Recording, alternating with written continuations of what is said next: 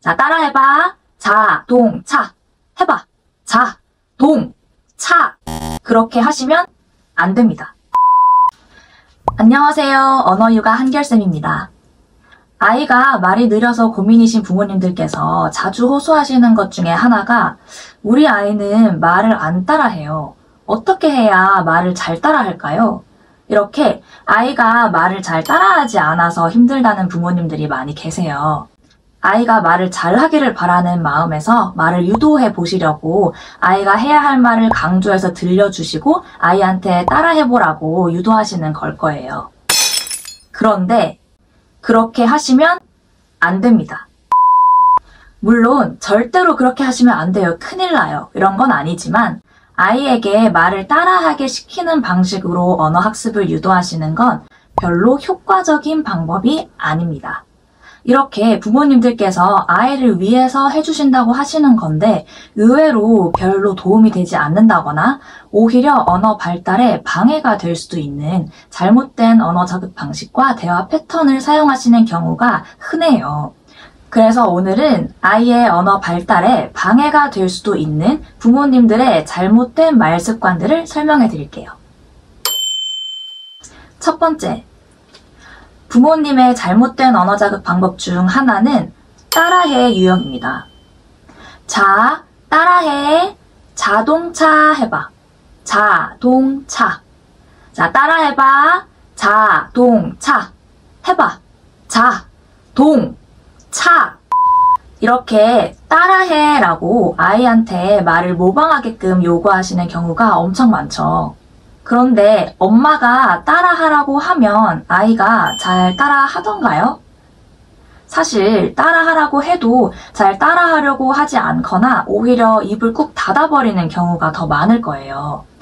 만약에 말을 따라하긴 따라한다고 하더라도 그냥 그 자리에서 기계적으로 따라하고 말아버리는 경우도 있을 수 있어요. 아이가 말을 따라하기는 하는데 소울리스로 아무 생각 없이 그냥 따라하고 휘발되는 경우가 생겨요. 엄마가 따라서 해보라고 하니까 그냥 한 귀로 듣고 한 귀로 흘려보내고 말을 하기는 하는데 앵무새처럼 단순히 따라하기만 하고 장기 기억으로는 안 들어간다는 거죠. 그리고 여기서 잘 보셔야 하는 게 자, 따라해 라고 할 때에는 엄마의 생각을 아이한테 말해보라고 하시는 거잖아요.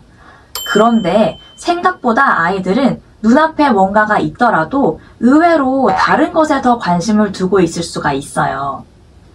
예를 들면 기차 놀이를 하고 있는데 기차가 칙칙폭폭 움직이는 거에 별로 흥미가 없고 버튼을 누르는 데에 온 관심이 쏠려 있을 수도 있는 거예요. 그때 엄마가 옆에서 아무리 기차네 기차, 따라해봐 기차, 자 따라해 기차 이렇게 말을 들려주셔도 아이의 머릿속에는 딴 생각이 있으니까 생각과 말이 매칭이 되지 않는 거예요.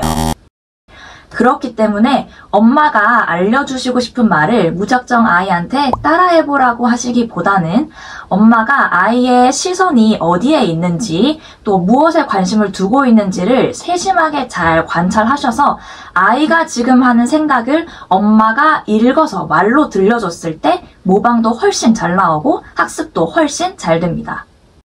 두 번째, 부모님들의 잘못된 말 습관 중 또 하나는 그거 아니야, 주세요 라고 해야지. 훈장님처럼 지시하는 유형입니다. 아니지. 다른 사람 거 그냥 가져가면 안 돼. 주세요 라고 말해야지. 어른한테는 조가 아니라 존댓말 써야지. 주세요 라고 해. 주세요 해야지. 이렇게 아이에게 지시적인 표현을 많이 하시는 경우가 있어요.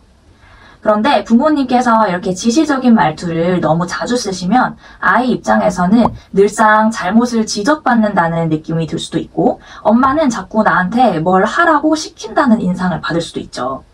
아이에게 의사소통이 즐거운 경험이 되어야 하는데 너무 지시에 노출이 많이 되다 보면 아이 입장에서는 재미가 없고 별로 하기 싫어질 수도 있습니다.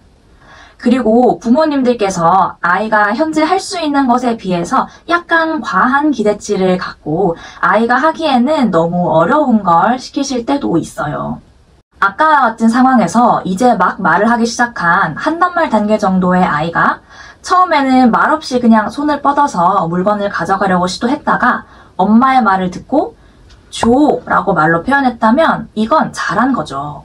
그렇게만 표현했다고 해도 폭풍 칭찬을 해주셔야 하는 거거든요. 근데 여기서 아이가 줘라고 반말을 했다고 해서 아니지 이렇게 지적하고 주세요 라고 해봐 이렇게 또 시키시면 아이 입장에서는 맥이 빠질 수도 있죠. 아이가 완벽한 의사소통을 하게끔 너무 많은 지시를 하시기보다는 아이의 현재 언어 수준에서 할 수 있을 만한 것들을 하게끔 유도해 주시는 게 중요합니다. 그리고 설령 아이가 좀 부족하게 표현했다고 하더라도 그거 아니야 라고 아이의 방식을 지적하는 말은 웬만하면 지양하시는 게 좋고요. 뭐라도 표현을 하려고 시도를 했다면 칭찬을 아낌없이 해주셔야 아이에게 말하는 게 편해지고 즐거워져서 강화가 됩니다.